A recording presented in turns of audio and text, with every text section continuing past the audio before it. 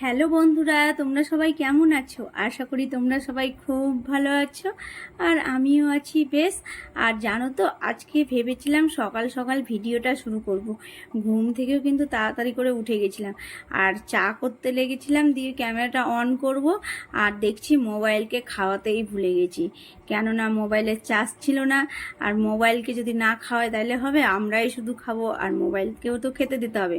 ওকে না খেতে দিলে তো হবেই না, তাই না?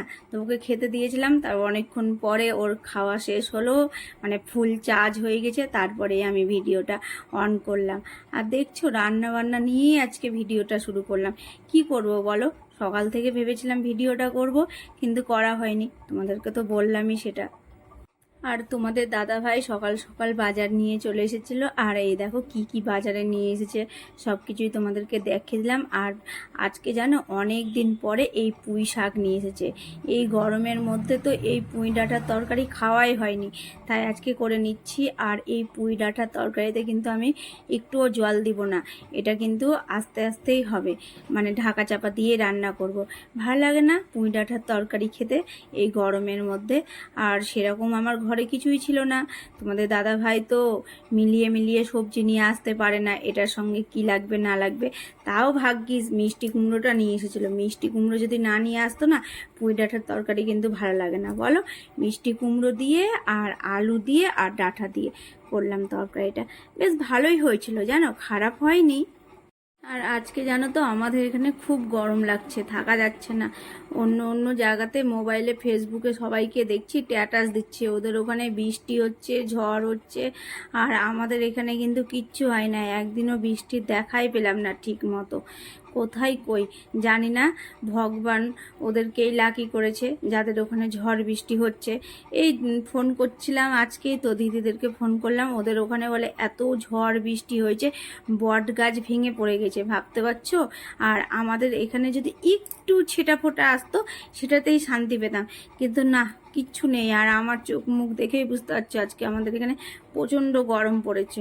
তো যাই হোক, এই গরমের মধ্যেও রান্নাবান্না চটজলদি করছি। আজকে তো রান্নাবান্না করলাম ডাল মসুরির, আর এই গরমের মধ্যে কিন্তু মসুরির ডালটাই ভালো, আম দিয়ে করেছি। আর এই হচ্ছে তরকারি, পুঁই ডাঁটার তরকারি। আর আজকে স্পেশাল জিনিস করব। স্পেশাল কি বলো তো? থানকুনি বাটা করব।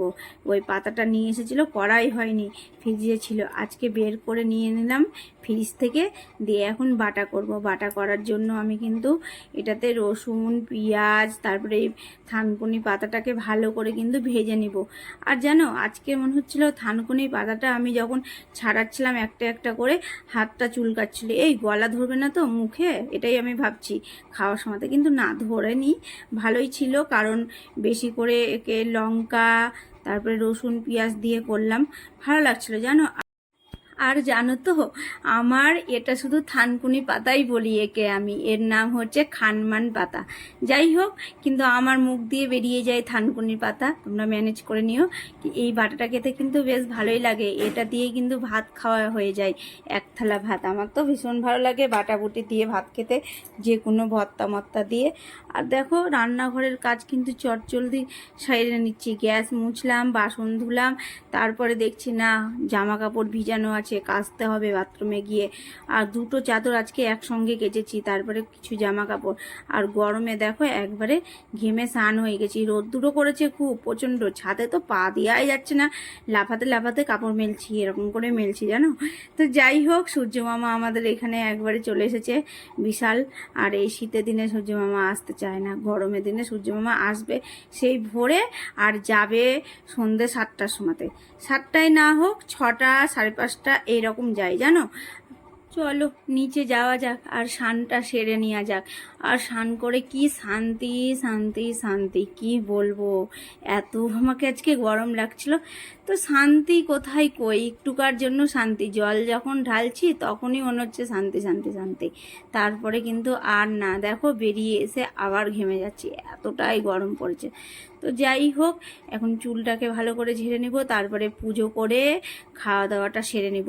আর কি বলো তো বন্ধুরা, কদিন থেকেই ভাবছি কি আজকে বিকালে একটু ঘুরতে যাব, কিন্তু তোমাদের দাদা ভাইকে বলছে নিয়ে চলো, কিন্তু ও নিয়ে যেতেই চাইছে না, বলছে এই গরমের মধ্যে ঘুরতে যায়, মানুষরা যায় না। আমি যে কে যায় তবে, বাইরে বেরিয়ে দেখো তো মানুষরা ঘুরছে না, মানুষরা ঘুরছে। বলছে ও যে যাচ্ছে যাচ্ছে, আমি যাব না এত গরমের মধ্যে। তো যাই হোক, এই দেখো তোমাদের সঙ্গে আবারও দেখা হচ্ছে সন্ধ্যার সময়। আর তোমরা তো ভাবতেই পারো কি সকালে যেই নাইটিটা পরেছিল আবার সন্ধ্যার সময়তে ওই নাইটিটাই কি করব বলো তো গাইস। যেই নাইটিটা পরেছিলাম না, ওই নাইটিটা কাজ করতে করতে ঘেমে টেমে একাকার হয়ে গেছে, আর ঘাম ঘাম নাইটি পরতে আমার ভালো লাগে না। এই লাল নাইটিটাই আবার পরে নিয়েছি সন্ধ্যার সময়তে, সন্ধ্যা দেওয়ার সময়তে। তো চলো, সন্ধ্যার সময়তে মনে হলো কিছু একটা খাই। আর লিচুটা অনেক দিন আগে নিয়ে এসেছে, ফ্রিজে ভরে রেখেছি, চোখের সামনে না থাকলে যা হয়, ফ্রিজের ভিতর ছিল আর খাওয়াই হয়নি। দেখতে পাচ্ছ কেমন কালো কালো হয়ে গেছে। এ নিয়েই বসলাম তোমাদের দাদা ভাইয়ের আমি, আর বললো কি চোখের সামনে রাখো না, হাতের সামনে রাখো না, আমাকে এই সব কথা বললো তোমাদের দাদা ভাই। আরে তুমি তো বের করে খেতে পারো বলো তো ফ্রিজ থেকে, কিন্তু না, ওর চোখের সামনে রাখতে হবে, তারপরে হাতে তুলে দিতে হবে, তারপরেই খাবে। তো যাই হোক, লিচুটা এখন আমরা খাচ্ছি দুজন মিলে বসে আর এনজয় করছি। এনজয় বলতে কি, গল্প করছি, এনজয় বেরিয়ে গেল মুখ দিয়ে। ঘুরতে গেলে বলা যেত এনজয় করছি বলো, আর বাড়িতে বসে বসে আর কি, ঘুরতে তো নিয়ে গেল না, মনে সুখে বসে বসে ঘরে বসে বসে লিচু খাচ্ছি আর ঘুগনিওয়ালার আওয়াজ পাচ্ছি জানো। তাই তোমাদের দাদা ভাইকে বলছি ঘুরতে তো নিয়ে গেলে না, বাড়িতে বসে বসে এই ঘুগনি খাবো। বাড়িতেও রান্না করতে হলো না, পেয়ে গেলাম ঘুগনি দুয়ারে। যেমন দুয়ারে সরকার, দুয়ারে বিরিয়ানি বিক্রি করছে না, তেমন দুয়ারে হয়ে গেছে আলু মটরের ঘুগনি। আর এই কাকুটা কিন্তু ঘুগনিটা বেশ করে জানো। তো চলো গাইস, ভিডিওটা আজকের মতো এতটাই, কালকে আবার দেখা হবে নতুন কোনো ভিডিওয়। আর তোমরা সব সময় ভালো থেকো, সুস্থ থেকো, আর আমার ভিডিও ভালো লাগলে লাইক করে দিও, আর সাবস্ক্রাইব করতে তো ভুলবেই না। আর হ্যাঁ, তোমরা কিন্তু অবশ্যই কমেন্ট করো, আমি তোমাদের কমেন্টের আশায় থাকি। হ্যাঁ, তো চলো।